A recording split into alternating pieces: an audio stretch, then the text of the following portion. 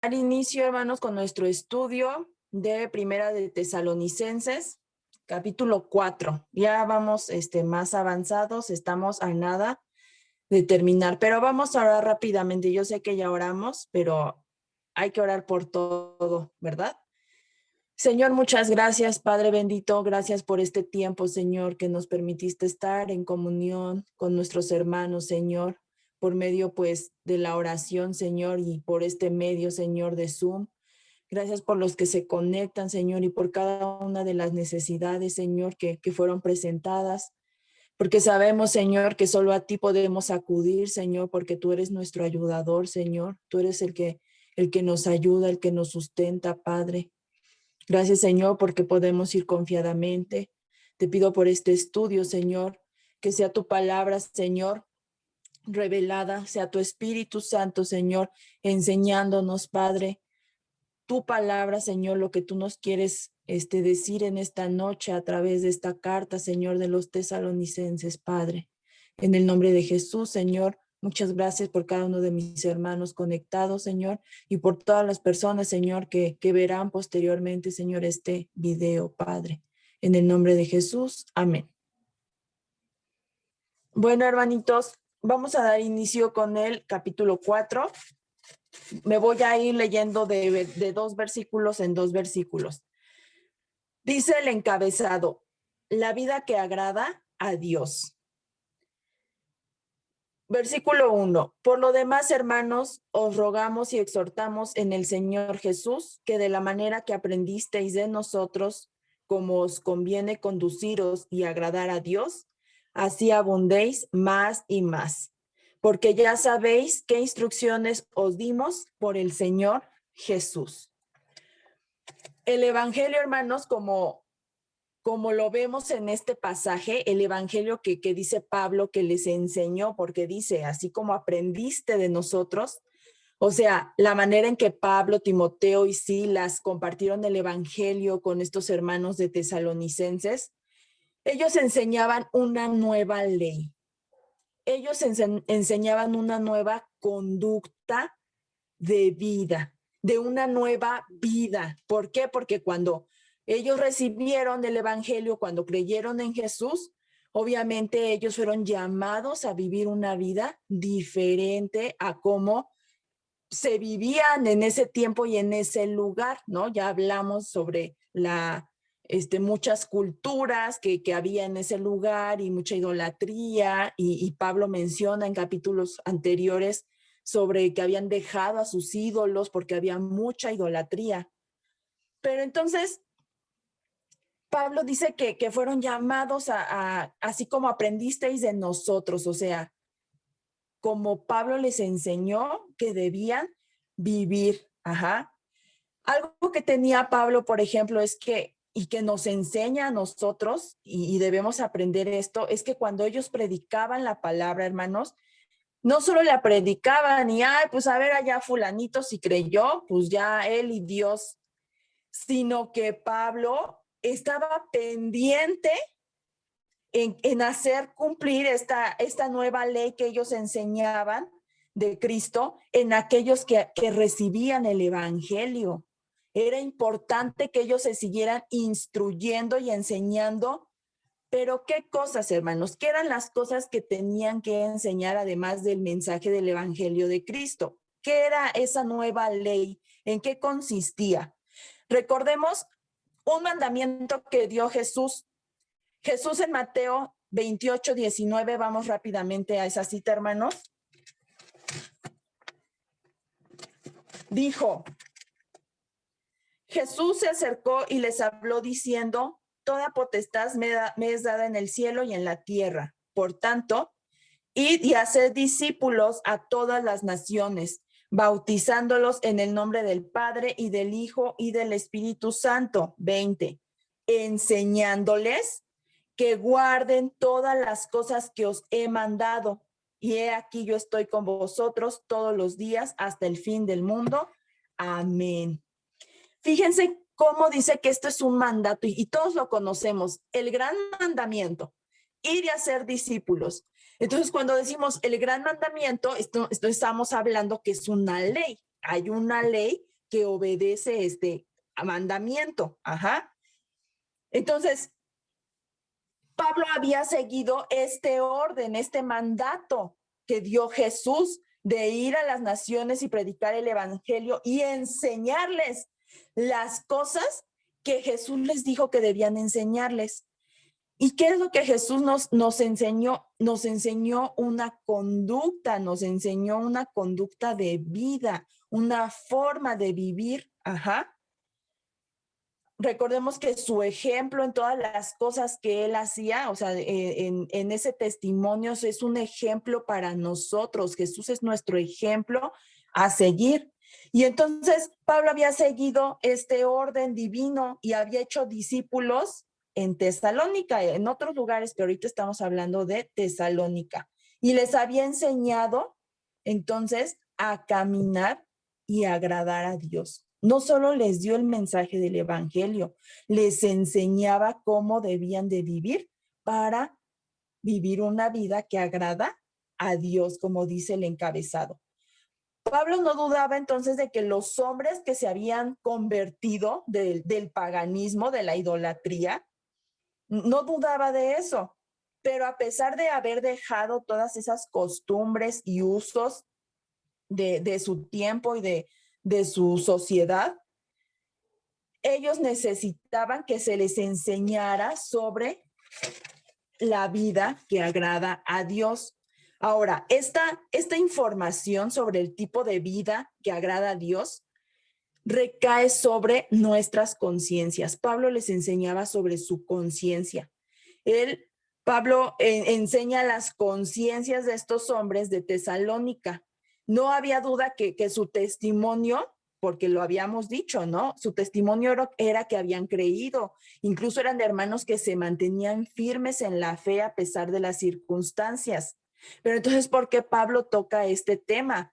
Habían renunciado a sus ídolos, pero Pablo sabía que había que proteger esta parte del hombre, esta parte que siempre está expuesta a las influencias del mundo, que es la conciencia, la mente.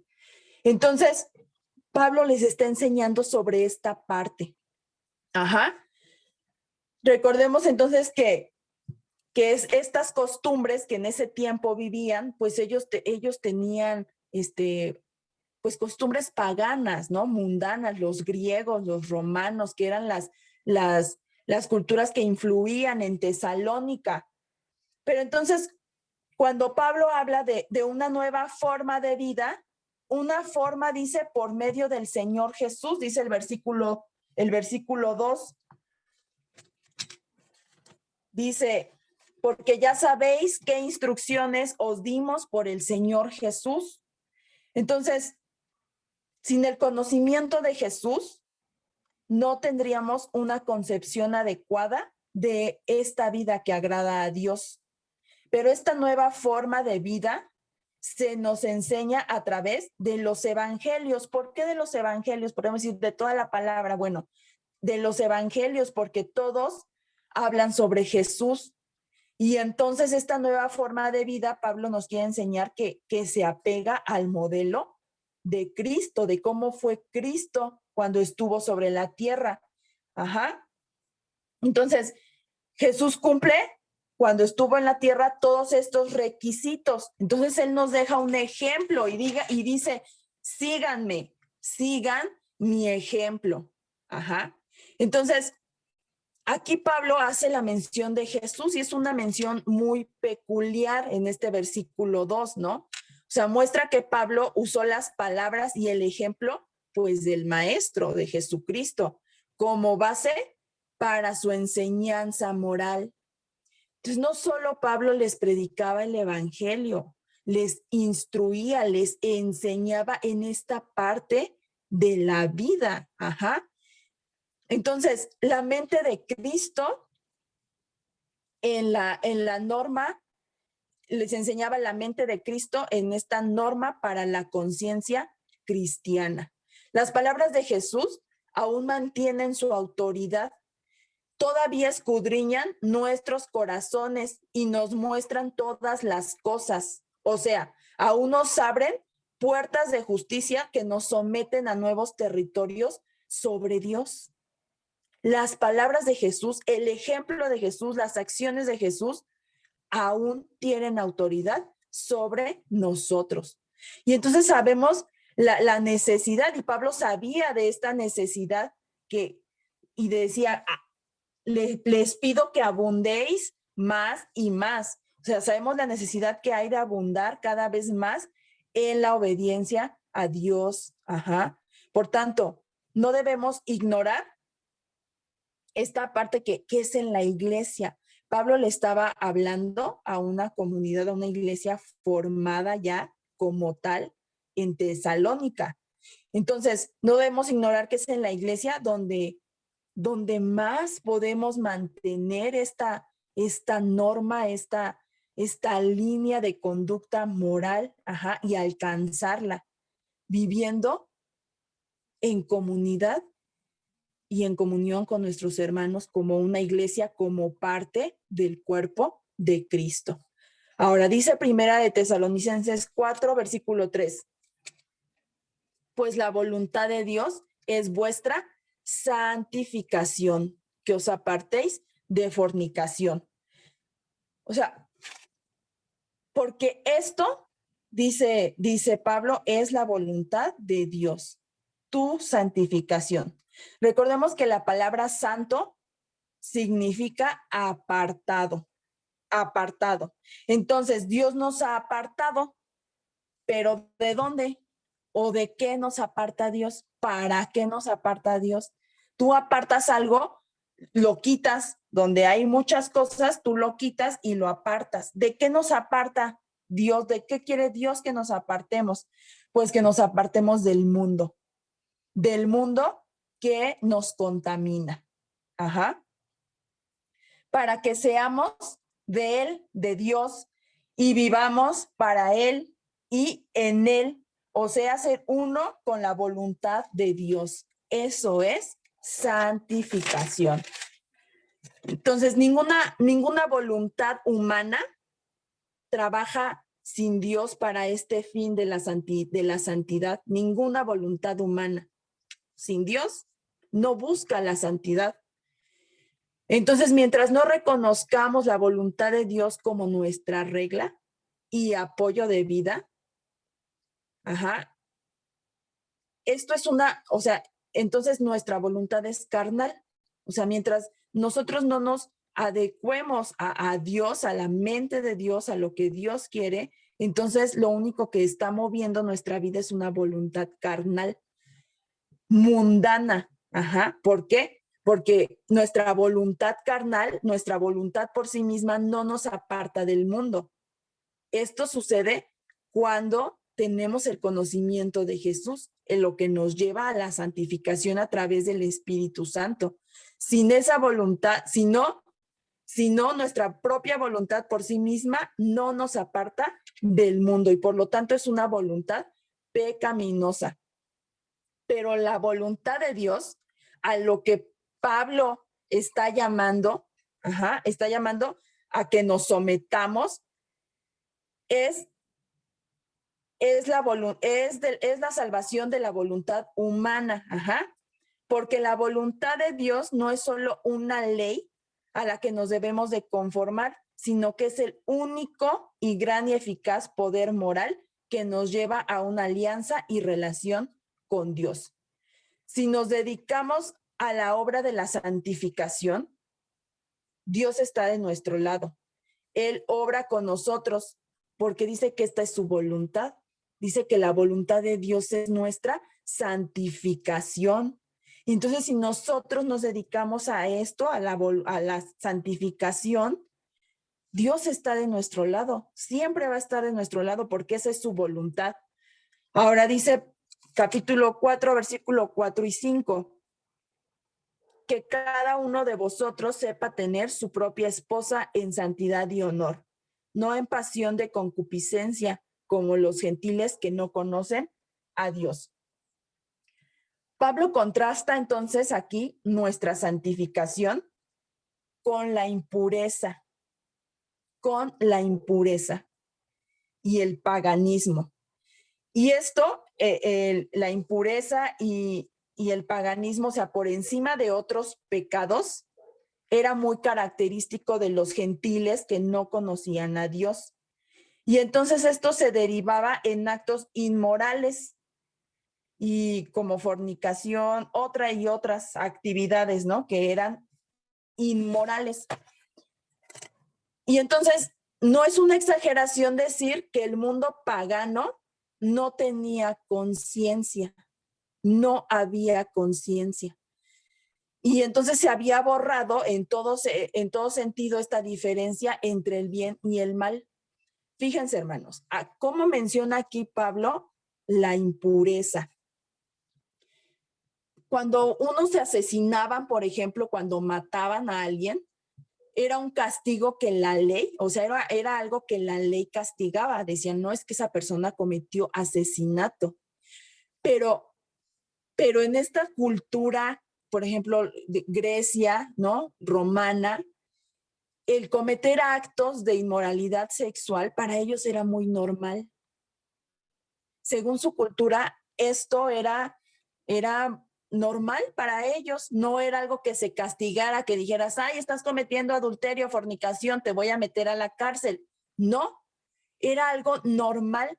Es por eso, hermanos, que aquí Pablo está definiendo esa pequeña línea muy delgada entre el bien y el mal y lo que nos separa de nuestra santidad con el mundo.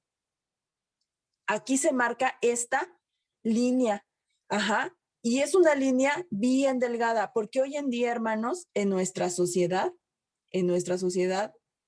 ocurre eso y lo vemos hoy más que en ese tiempo, como es muy normal o para el mundo, para las personas que no conocen a Dios, es muy normal alabar, aplaudir, apoyar ciertas conductas de inmoralidad sexual, porque ellos dicen que está bien.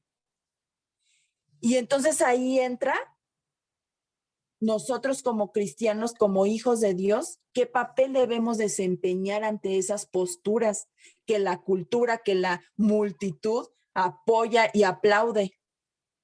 Dice Pablo, la voluntad de Dios es tu santificación, o sea, que tú te mantengas apartado. ¿Cómo? ¿Cómo? Pues siguiendo la voluntad de Dios. ¿Qué es lo que Dios te dice? ¿Qué es lo que Jesús nos enseña? ¿Qué es lo que la palabra de Dios nos enseña al respecto?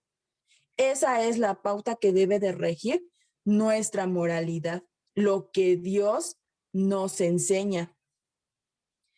Dice versículo 6, que ninguno agravie ni engañe a nada a su hermano, porque el Señor es vengador de todo esto, como ya os hemos dicho y testificado. O sea, aquí podríamos pensar que este pasaje es una prohibición de la deshonestidad en los negocios, pero Pablo está hablando que este asunto en la iglesia, entre los hermanos en Cristo, en el hogar cristiano, la inmundicia y el paganismo no deben tener cabida. Es lo que Pablo nos está diciendo. Recuerden que dice en el versículo 2, ya sabéis qué instrucciones, esto es un instructivo para llevar una vida que agrada a Dios. Y entonces cuando dice esto, podríamos pensar eso, ¿no? Que solo se refiere a que no debes de ser deshonesto en tus negocios. No. Pablo lo que está diciendo es que como hijo de Dios, como cristiano, como conocedor de Dios, en tu vida, en la iglesia, no debe haber cabida para estas prácticas. No debe haber cabida para la inmundicia, para el paganismo. Ajá. Y entonces habla del matrimonio. Y el matrimonio dice debe ser santificado. Es decir, Pablo exhortaba a que vivieran los nuevos hermanos en la fe, de los hermanos de Tesalónica, que vivieran según la voluntad de Dios y no según las costumbres y usos que había en su sociedad. Aunque para las personas fuera normal la inmoralidad, Pablo les decía que en esta nueva vida con Cristo, las cosas se hacían diferentes. La falta de conciencia entonces en el mundo pagano generó una gran indiferencia en este punto y es por eso que Pablo está tocando este punto. Sí, los hermanos creyeron, los hermanos se mantenían firmes en la fe, pero quizás estaban dejando llevar. ¿Por qué? Porque ellos vivían dentro de ese círculo cultural de estos pensamientos y a lo mejor se estaban dejando llevar por esto y esto estaba llenándolos de inmundicia, no estaba ayudando a su santificación. Entonces, las leyes sociales de aquel tiempo no interferían con estas prácticas. Por lo tanto, practicarlas no era un crimen que se juzgaba como un asesinato. Esto hoy en día entonces se aplica a nuestra realidad social. La impureza sexual es aplaudida y defendida hoy en día por muchos. Si hace tiempo era normal engañar a un esposo a su esposa, pues hoy también es normal que la esposa engañe, que la esposa deje al marido. Entonces, ¿qué tan cierto es que hoy en día esta línea de conciencia entre el bien y el mal es muy delgada, hermanos? Muy delgada. La opinión pública es en verdad más fuerte y más hostil de lo que era antes. Pero aquí se nos advierte solemnemente que la ley divina de la pureza tiene sanciones propias. Dios dice que ninguno agravie porque el Señor es vengador. El Señor es vengador. Entonces, violar esta ley, estas leyes divinas, tienen en sí mismas su propia sanción. Ajá. Y aunque el mundo afuera diga sí, pero Dios diga no, nuestra conciencia debe de obedecer a Cristo. Nuestra conciencia debe de obedecer a la voluntad de Dios. Entonces, Pablo se detiene en el interés de Dios por la pureza, porque Dios es el vengador de todas las ofensas contra la pureza. Y ahora les hago una pregunta, ¿no? ¿Tu vida, mi vida, ¿no? ¿Está agradando a Dios? ¿Estamos viviendo una vida que agrada a Dios? Tenemos un llamado. Dice versículo 7. Pues no nos ha llamado Dios a inmundicia, sino a santificación. Entonces, tenemos un llamado y como hijos de Dios deberíamos tener una vocación y no para ocupar un lugar en la economía de la sociedad, sino una vocación para satisfacer el propósito en la mente y en la voluntad de Dios. Tenemos un llamado en Cristo Jesús, el Hijo de Dios, y sin Él, sin Jesús, pues no tendríamos ningún llamado ni ningún propósito. Podemos imaginar entonces que los vicios del paganismo, la lujuria o la codicia sean compatibles con un llamado como este, con un llamado que viene de Dios. Si tú has sido llamado, entonces todas estas cosas, paganismo, lujuria, codicia, no son compatibles, hermanos, con nuestro llamado de ser hijos de Dios.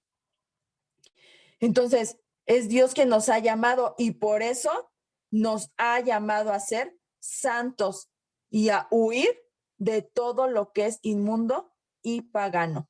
Versículo 8. Así que el que desecha esto no desecha a hombre, sino a Dios, que también nos dio su Espíritu Santo. Entonces, detrás de todas las sanciones humanas de la ley está la venganza inevitable de Dios. Es que Dios dice, de ahí dice el versículo 2, que es vengador.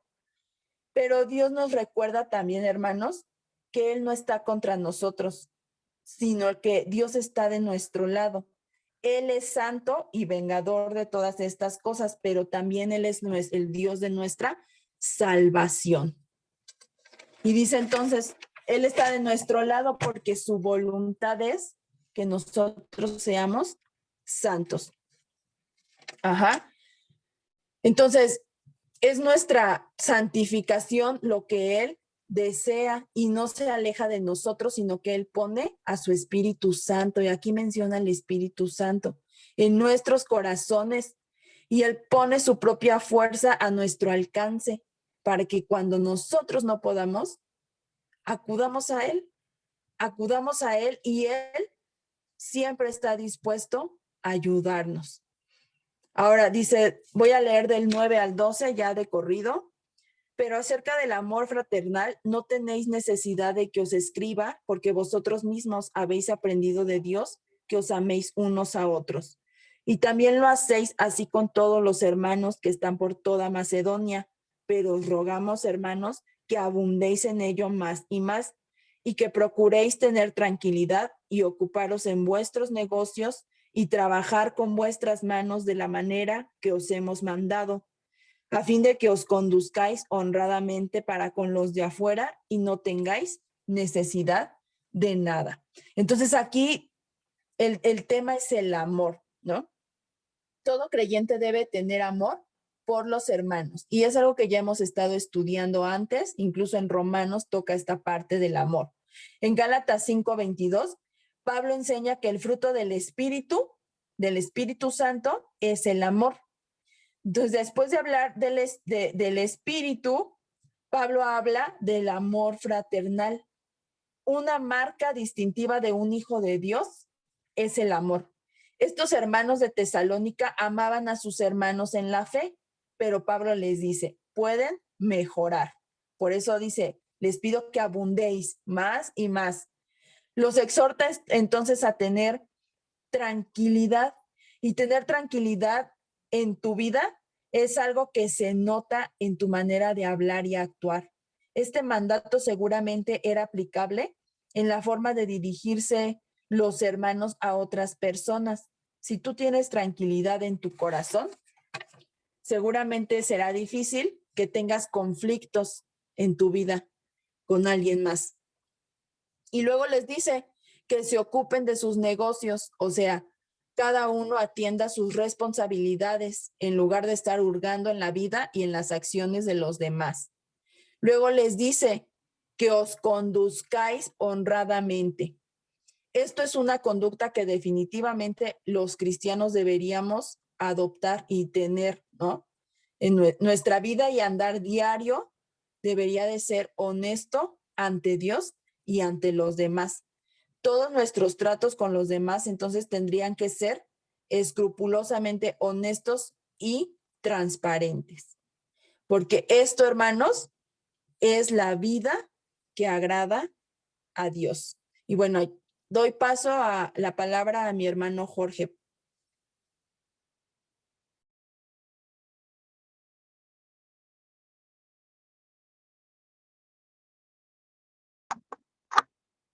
Gracias, gracias Yazaret, y gracias a todos los que se han conectado, y gracias a todos los que van a escuchar este estudio de la palabra de Dios.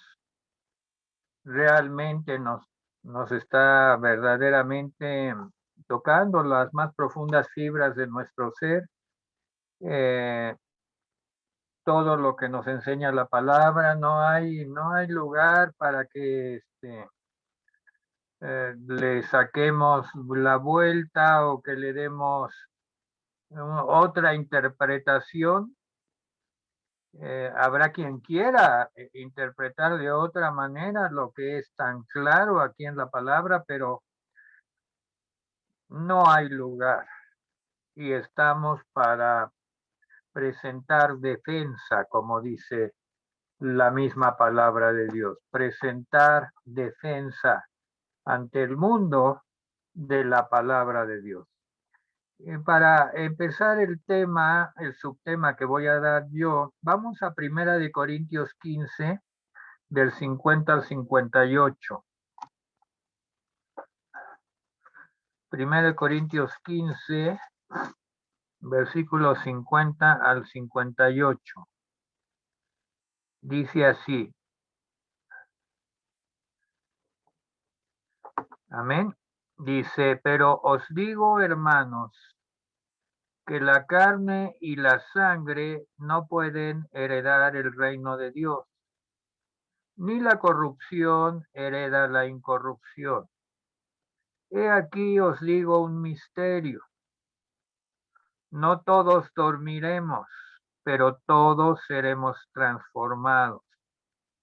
En un momento, en un abrir y cerrar de ojos, a la final trompeta, porque se tocará la trompeta, y los muertos serán resucitados incorruptibles, y nosotros seremos transformados.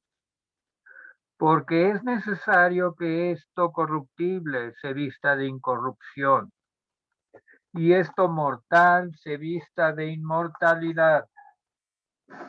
Y cuando esto corruptible se haya vestido de incorrupción, y esto mortal se haya vestido de inmortalidad, entonces se cumplirá la palabra que está escrita: sorbida es la muerte en victoria. ¿Dónde está, oh muerte, tu aguijón? ¿Dónde, oh sepulcro, tu victoria? Ya que el aguijón de la muerte es el pecado y el poder del pecado la ley, mas gracias sean dadas a Dios que nos da la victoria por medio de nuestro Señor Jesucristo. Así que, hermanos míos amados, estad firmes y constantes, creciendo en la obra del Señor siempre, sabiendo que vuestro trabajo en el Señor no es en vano. Leo esta introducción que está en Corintios, porque tiene mucho que ver con lo que vamos a estudiar en Tesalonicenses, la venida del Señor. Versículo 13. Tampoco queremos, hermanos, que ignoréis acerca de los que duermen. Ahora entendemos por qué para el cristiano, para el Hijo de Dios, la muerte no, porque ya la muerte fue derrotada. ¿Dónde está, oh muerte, tu aguijón? Dice en Corintios, ¿dónde está, oh muerte, tu aguijón? ¿Dónde está, oh sepulcro, tu victoria? Ha sido derrotado. Por lo tanto, a la muerte le podemos llamar dormir. Y dice que acerca de los que duermen. Recordemos que los hermanos de Tesalónica o tesalonicenses tenían preocupación, como todos, con aquellos que ya se habían ido y no sabían, aunque habían sido predicados todo esto, pero querían que Pablo les aclarara para su tranquilidad y esperanza. Y dice que acerca de los que duermen, o sea, en el versículo, en el último versículo del capítulo 3, dice que estemos preparados, afirmados los corazones en la venida de nuestro Señor Jesucristo con todos sus santos. ¿Y quiénes son todos sus santos? Pues los que duermen. Y miren cómo les llama: santos, sus santos. ¿Por qué? Porque la voluntad de Dios está en la santificación. Ya lo explicó muy bien la sierva de Dios, Yazaret. La voluntad de Dios para la iglesia está en la santificación. Por eso les llama santos. Ahora se ha usado tan inadecuadamente la palabra santos por la religión. No vamos a entrar en discusión, ¿verdad? Porque estamos en días en que se habla de los que ya no están en esta tierra. No le vamos a llamar que duermen, porque eso solo Dios lo sabe. Pero dice que los que duermen, o sea, los santos del Señor, y que los que ya quedamos vivos, no nos entristezcamos como los otros que no tienen esperanza. Aquí divide a la humanidad en dos grupos. Los que estamos con un mensaje confiados en que pues estamos buscando eh, llegar al Señor y a través de Cristo, y los que no tienen esperanza, que no se han ocupado, que no han tenido pues la visión de seguir esto. Les llama los otros que no tienen esperanza. Y vuelve al punto, versículo 14, porque si creemos, y aquí viene la fe, si creemos que Jesús murió y resucitó, ¿tú crees que Jesús murió y resucitó? Yo creo que Jesús murió y resucitó. Aquí hay un sí. Sí creemos que Jesús murió y resucitó. De eso se trata la fe salvífica. Así también traerá Dios con Jesús a los que durmieron en él. Entonces, pues muchos y se empiezan a abrir líneas de suposiciones. Y yo he querido y voy a ser muy enfático en solo dar comentarios del texto bíblico que estamos estudiando. Y el texto bíblico que estamos estudiando dice que traerá Dios con Jesús a los que durmieron en él, en Jesús.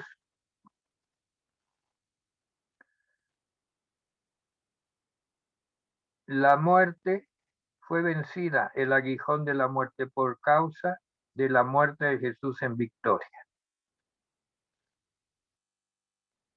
Muchos dirán que, bueno, pues por ahí están incluidos los judíos buenos del antiguo pacto, algunos judíos especiales, algunas personas especiales. No lo sé. Lo que dice el texto literalmente es que traerá Dios con Jesús a los que durmieron en él.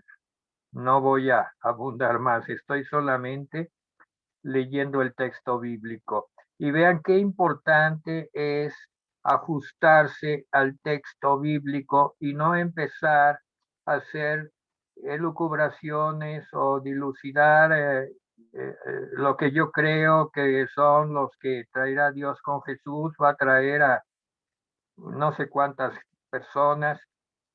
Está muy claro, traerá Dios con Jesús a los que durmieron en él.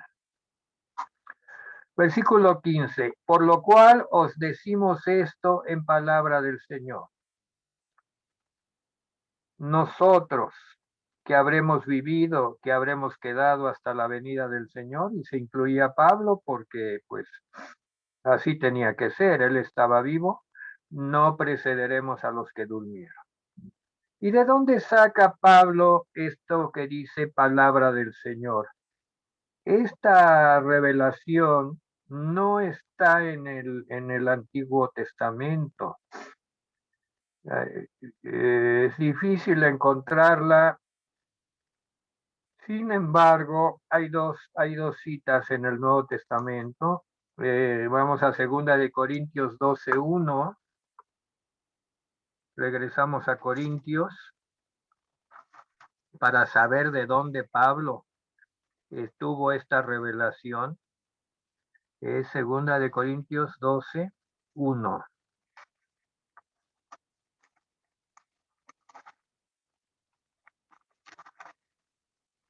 Y dice así: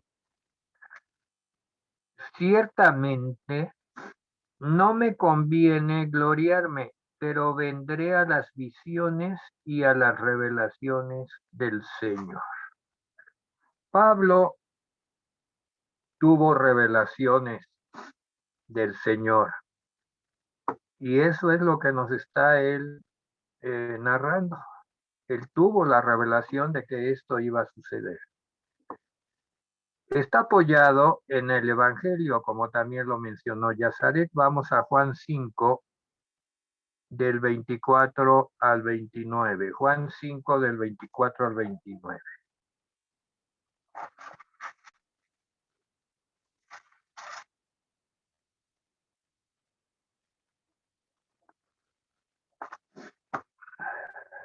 De cierto os digo, esto lo dijo Jesús directamente. De cierto os digo, el que oye mi palabra y crea al que me envió, tiene vida eterna y no vendrá condenación, mas ha pasado de muerte a vida.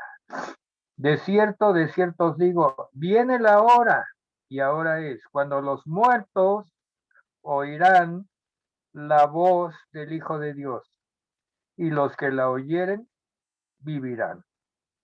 Porque como el Padre tiene vida en sí mismo, así también han dado al Hijo tener vida en sí mismo.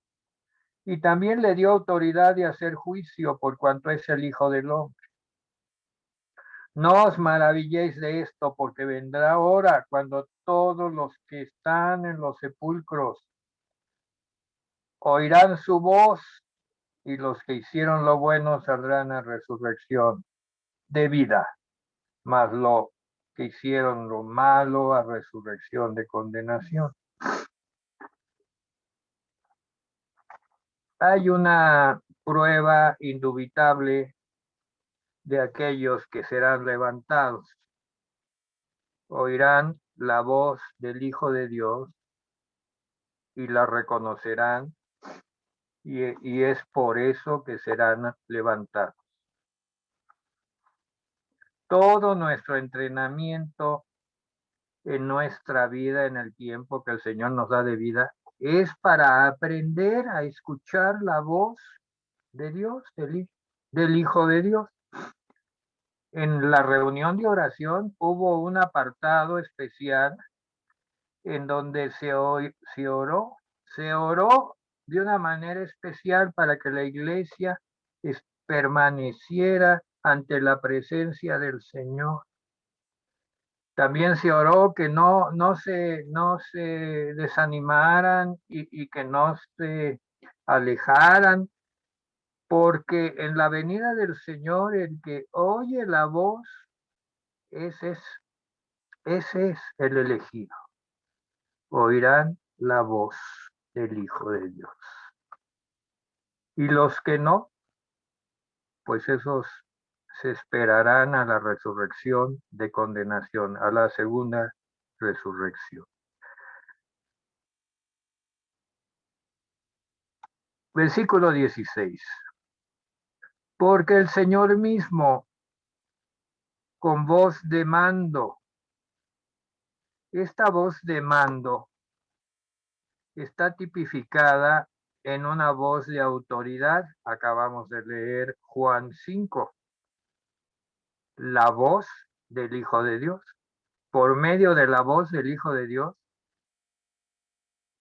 resucitaremos al oír la voz del Hijo de Dios, con voz de mando, con voz como de arcángel. La traducción adecuada a esta frase no es voz de arcángel, voz como de arcángel, una voz majestuosa, y con trompeta de Dios. Yo quiero detenerme un poquito en la trompeta porque es muy importante. Números 10:10, vámonos allí al Antiguo Testamento, allí en Números, capítulo 10, versículo 10, se habla de las trompetas. Muy, muy interesante, y yo siento que esa figura está mencionada y es la que usa el apóstol Pablo. Dice, Números 10:10 dice, y en el día de vuestra alegría y en vuestras solemnidades y en los principios de vuestros meses, tocaréis las trompetas sobre vuestros holocaustos, sobre los sacrificios de paz, y os será por memoria delante de vuestro Dios. Yo, Jehová, vuestro Dios. Miren, las trompetas se tocaban ahí está el capítulo 10, para reunir, para convocar a la congregación, para convocar al pueblo y para hacer mover los campamentos, lo dice el versículo 2, Números 10:2. Y cuando se tocaban las trompetas, el pueblo se movía. Y también se tocaban las trompetas el día de vuestra alegría, el día solemne, en el principio de una nueva época. Y qué duda cabe que pues ese momento será el principio de algo nuevo. Tocaréis la trompeta sobre los holocaustos, sacrificios de paz. Serán por memoria delante de Dios, yo Jehová. Así es que ese día, ese momento, porque ya dice 1 Corintios 15:50, que será en un abrir y cerrar de ojos. ¿Alguien calculó cuánto lleva en tiempo un abrir y cerrar de ojos? Acabo de hacer un abrir o dos y cerrar de ojos, ¿me están viendo? Fracciones de segundo, en un abrir y cerrar de ojos. Dice, todo esto va a suceder.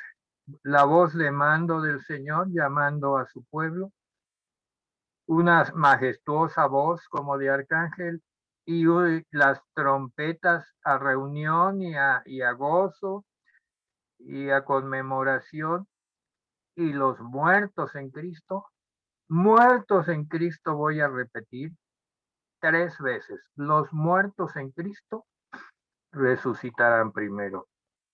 Luego nosotros, está incluyendo a los hermanos de Tesalónica, de los cuales él es garante de que están firmes en la fe.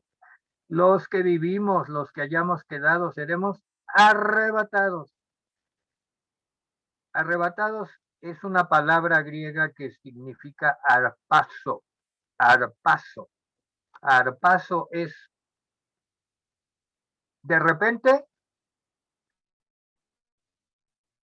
con fuerza.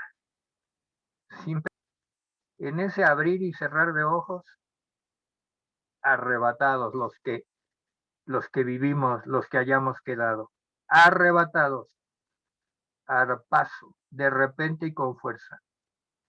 Y se hará la reunión de los dos grupos,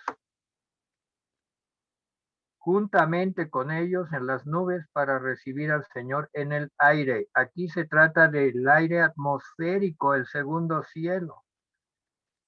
Ese lugar siempre ha sido un lugar disputado por Satanás.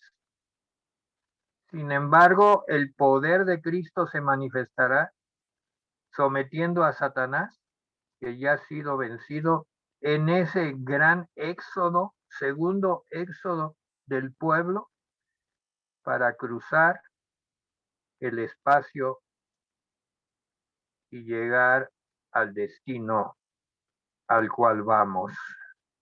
Y aquí viene la pregunta, ¿y todo ese grupo a dónde irá? Y aquí volvemos a encontrar teología de algunos que dicen, pues todo ese grupo va al cielo y serán eventos en el cielo. Y otros, muy respetables, hermanos también en la fe, dicen, pues ya ese grupo se queda en la tierra y empieza el milenio y todos los antecedentes al milenio. No vamos a entrar en detalles, pero sí les pongo en alerta que aquí la palabra de Tesalonicenses es muy sencilla. Es para traer consuelo a una comunidad que estaba triste. Fíjense que como la oración de Eddie Cortés, que oró por los que han perdido un ser querido, mencionó a la hermanita Giovanna, que perdió a su esposo, a la hermanita Mirellita, Pues así estaba el apóstol Pablo, dio esta revelación a los hermanitos de Tesalónica por los seres queridos que habían partido ya previamente. Así es de consolador el Espíritu Santo. El propósito no es entrar en controversia teológica. El propósito de este capítulo y de este pasaje es consolar, es traer consuelo y ánimo. Y lo que necesita la iglesia en este momento es consuelo, es ánimo y esperanza. Y la palabra de Dios nos la viene a dar. Versículo 18. Por tanto, de todo lo que se ha dicho, por tanto, alentaos los unos a los otros con estas palabras. Y yo quiero hacerme portador de esta palabra para ti, escucha, ya sea que pues estés en presencial o que vas a oír la palabra posteriormente por alguna de las redes, o que algún hermano te le va a enviar esta conferencia. Hermanos, por favor, estas conferencias hay que enviarlas a nuestros conocidos, amigos. Igual si envías 20, quizás 10 la oyen y quizás 5 se convierten. Por favor, hermanos, vamos a seguirlo haciendo de esa manera. El medio tecnológico está en nuestras manos. Enviar las conferencias para que el Espíritu Santo toque los corazones.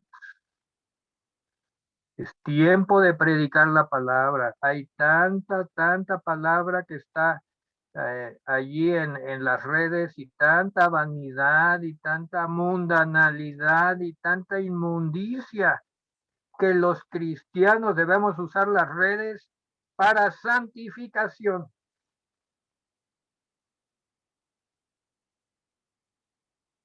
Por tanto, alentaoslos, porque esa es la voluntad de Dios.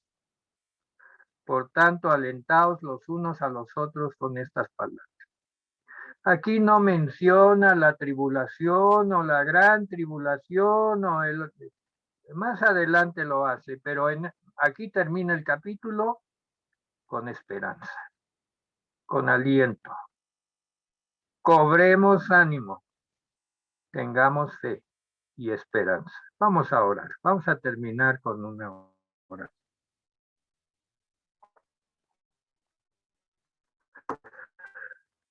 Bendito Dios, gracias Señor, porque aquí se ha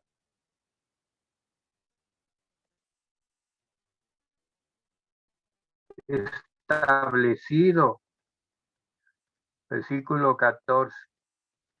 Creemos que y en base a esa creencia y a ese postulado, que es la doctrina fundamental,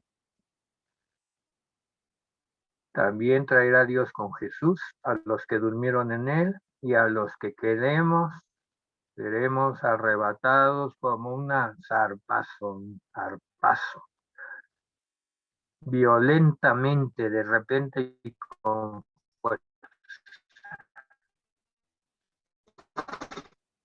para reunirnos, confesaremos siempre con el Señor. A mí no me interesa las discusiones. Si yo sé que voy a estar con el Señor siempre y ya no me separaré de Él, Él es el centro. Él es el centro de mi vida, lo es ahora y lo será más intensamente en aquel día.